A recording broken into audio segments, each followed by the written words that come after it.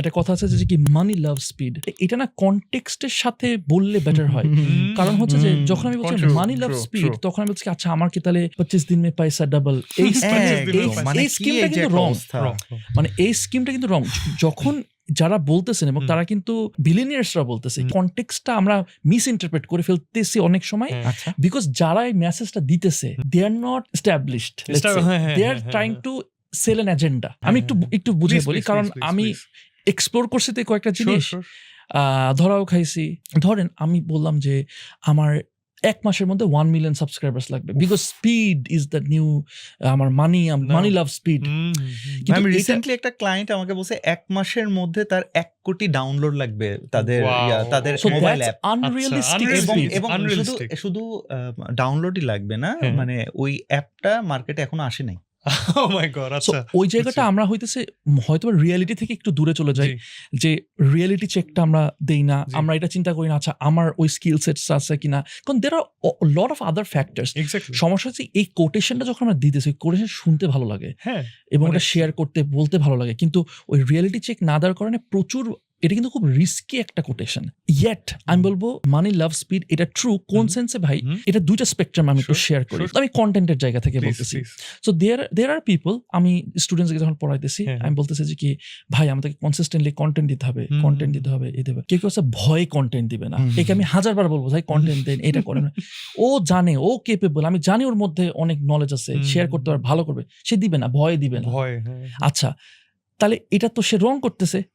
For example এখানে আমি বলবো যে কনসিস্টেন্সি ইজ ইম্পর্টেন্ট।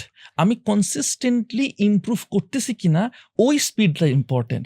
মানে ইটস লাইক এইভাবে করে নট ওকে স্পিড মানে হচ্ছে সুপার ফাস্ট না, স্পিড মানে একটা প্রপার একটা ভেলোসিটি, মানে at the end of the day মানে balanced speed is important. Balance দেখেন ভাই, একটা জিনিস আমি আমাদের স্টুডেন্টদের সাথে আমি একটা ছোট গ্রুপ খুলছি, এমনি একটা গ্রুপ খুলছি, সেটা হচ্ছে আমরা বলছি screen off challenge. Screen off চ্যালেঞ্জটা কি, যে স্ক্রিন টাইম অফ চ্যালেঞ্জ, মানে আমি বলছি যে কি ঠিক আছে আমরা একটা কাজ করব, প্রতিদিন আনপ্রোডাক্টিভ যে টাইমটা আমরা স্ক্রিনে দেই এটা প্রতিদিন 60 মিনিটের কম আমরা চেষ্টা করি, চ্যালেঞ্জ করি। Let's try this for 1 month বা 7 days বা 15 days.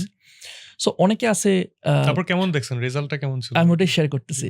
সো একজন স্টুডেন্ট সে দেখলাম 1 মিনিট ইউজ করছে, and I was like oh wow 1 minute use করছে, wow, so that's great. যখন আমি দেখতেছি that's great, but that's wrong.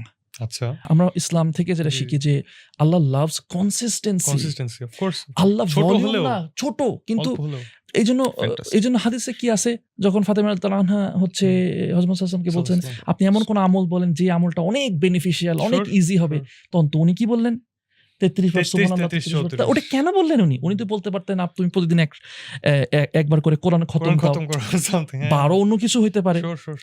এই জিনিসটা খুব underrated, which is the consistency. Consistently আমি কতটুকু ইমপ্রুভ করছি, এই জন্য খুব সুন্দর একটা যেটা জাপানিজদের আমার এটা খুব ভালো লাগে, যে কাইজেন আমরা বলি, রাইট? কাইজেনের যে কনসেপ্টটা, আমি বলবো সবাইকে যে আপনি এটা স্টাডি করতে পারেন। হয় কি ভাই বাংলাদেশে যেটা হয় কি যে ছোটবেলা থেকে আমরা একদম অন্ধের মতো করে ফলো করার একটা মেন্টালিটি কাজ করে। ভাই এটা বলছে এইটাই আমরা বুঝি, এটা বলছে এইটাই, আমি যে নিজেকে জাজ করব, একটু বুঝবো, আমার কনটেক্সটটা বুঝি,